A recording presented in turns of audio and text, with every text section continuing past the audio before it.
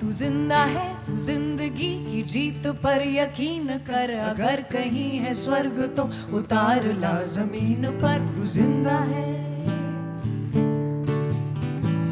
ये गम के और 4 दिन, सितम के और 4 दिन, ये दिन भी जाएंगे गुजर गुजर गए 1000 दिन। ये गम के और 4 दिन, सितम के और 4 दिन, ये दिन भी जाएंगे गुजर गुजर गए 1000 दिन। कभी तो होगी इस चमन पे भी बहार की नजर।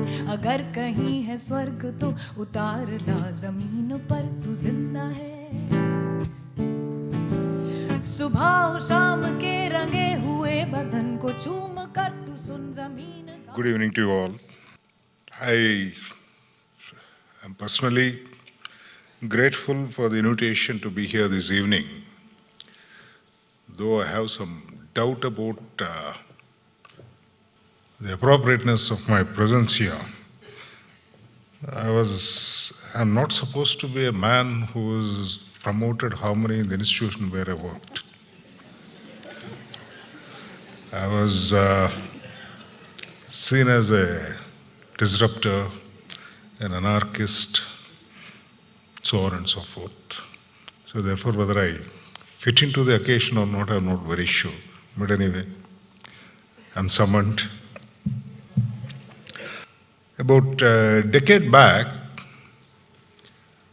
there's a wonderful book written. I'm sure a number of you must have read it,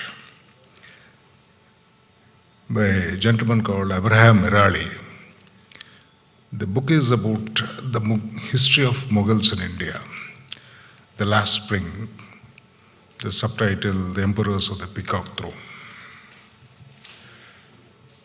For those of you who have not read the book is in 2 parts. The first half is the story, who married whom, how many wars, how many elephants, how many, so on and so forth. Second part of the book is an analysis of the Mughal society, the socio-economic and political analysis. Concluding the book, he really wrote,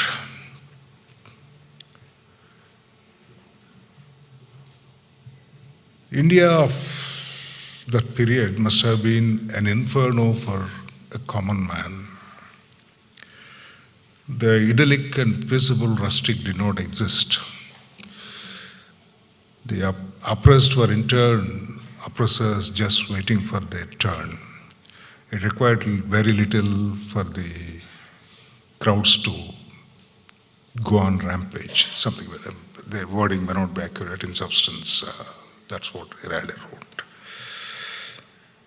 This is an old problem in this country. What happened prior to the Mughal India, of course, somebody needs to research and write how peaceful this Indian society was.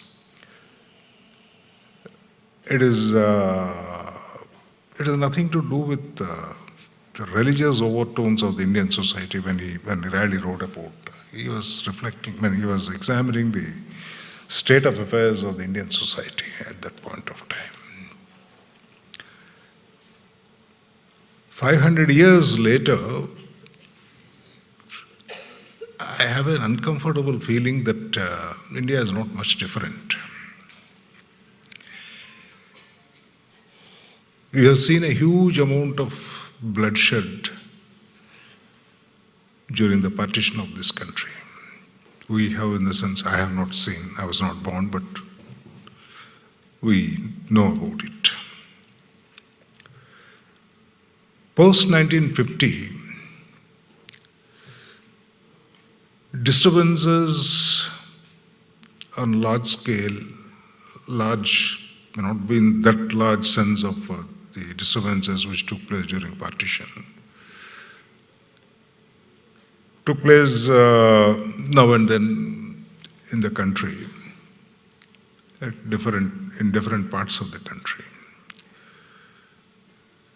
And some of these disturbances were not based only on religion. The disturbances could be on the basis of community within the same religion. Some of them had been on the disturbances owing to the political differences. Each one of these things led to considerable misery to human beings, leading to large-scale violence and loss of life. Now, how to set right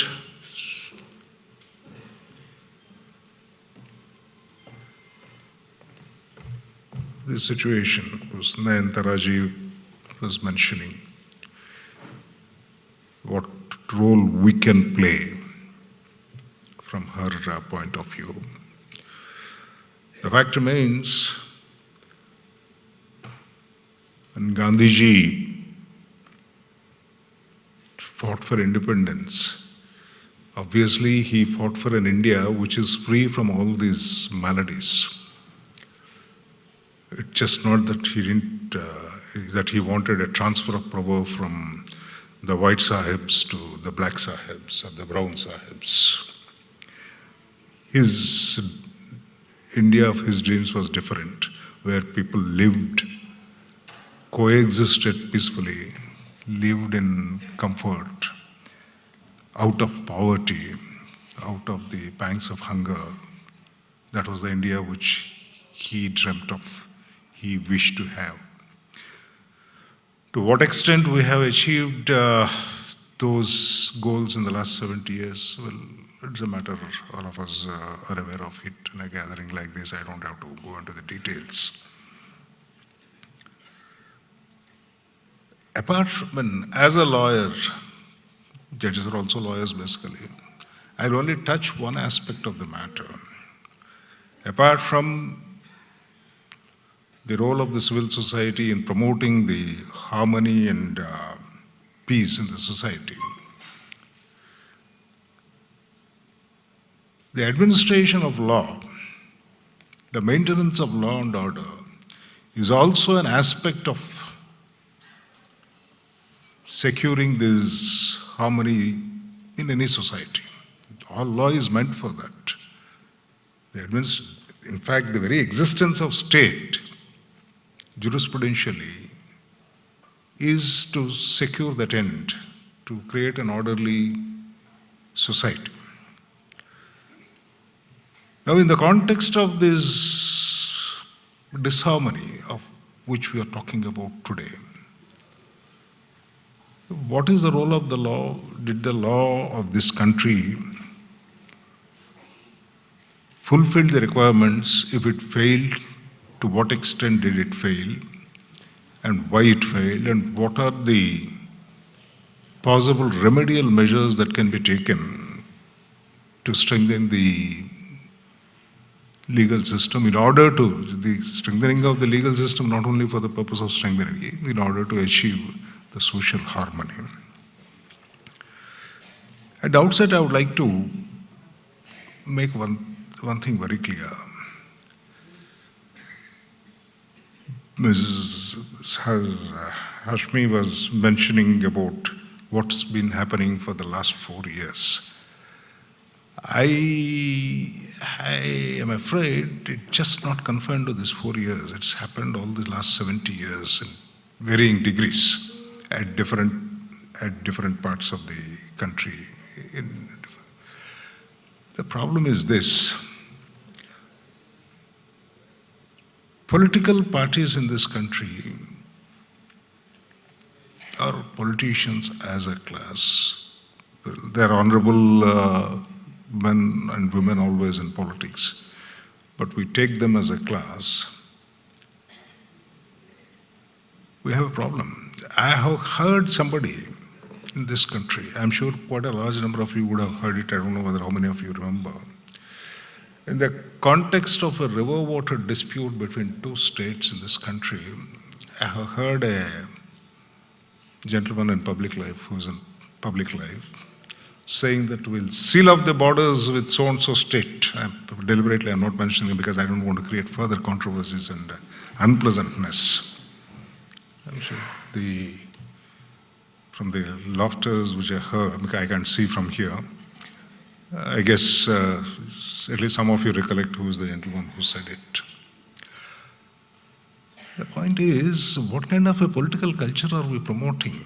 If we promote this kind of a talk in public life, I've known that gentleman otherwise a fairly decent man, but then this kind of posturing helps in this country to succeed in politics. So therefore people do it. Similarly, it's a very unpleasant truth. What happened in Delhi in 1984? And how many years did it take, where have we reached after that? Now, the idea is not to blame X party, Y party, individual, this, that, and all those things. These are historic facts. And in the process, how did the legal system deal with it? That's my only focus for the day. Examples can be multiplied. I personally believe it is the political will of the government of the day, either at the state level of the state or at the level of government of India, that makes all the difference. I can, in fact, morning when we were coming from the airport, I was mentioning to Ms. Hashmi and a couple of others who were traveling with me in the car. I lived in Hyderabad city for 31 years. I went there as a lawyer because High Court was at that point of time, it was the largest state of Andhra Pradesh, now what you call Telangana plus Andhra Pradesh. The High Court was located at Hyderabad at that point of time. I went to Hyderabad after my education in 1976. Those of you who have followed the history of that part of the country,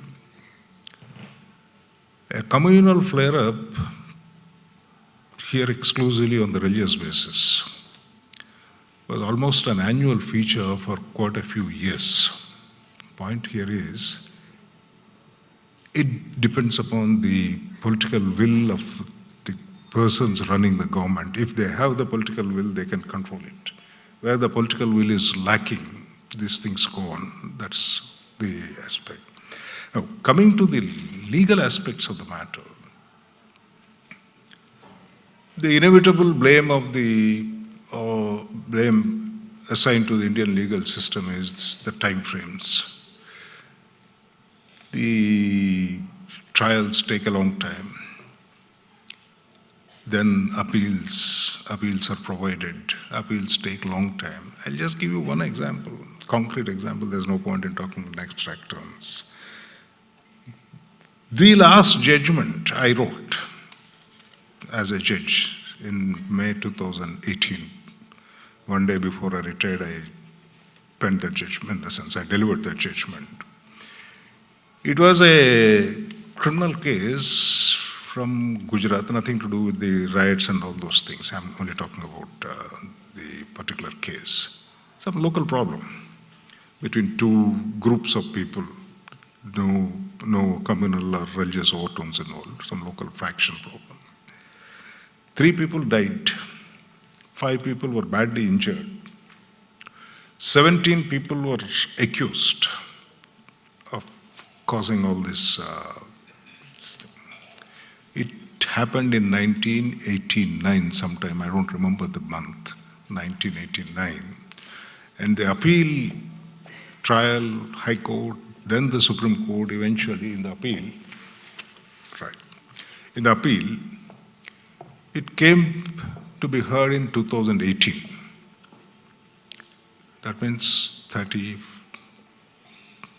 years almost. And it's this kind of legal system. I'm not blaming individuals in this. Something is required to be done. If it takes that long finally to determine whether somebody is guilty or not, obviously people would lose respect for it. Those who are accused of, take it easy, all right, they know it takes 30 years before they are sent to jail. And those who are victims believe that they'll never get the justice, they resort to self-help, they in turn resort. This leads to further violence. Now, has this country in the last 70 years done anything to deal with this system, at least in the context of This kind of crime, forget about the normal routine crime, this kind of crime, did the state, when I talk about the state, I'm talking about the jurisprudential state, I'm not talking about the geographical state. Did the state at any point of time bestow any attention? Did our lawmakers bestow any attention to this? These are the matters which could have been handled by creating special courts to deal with these matters on a priority basis and see that the guilty are punished. All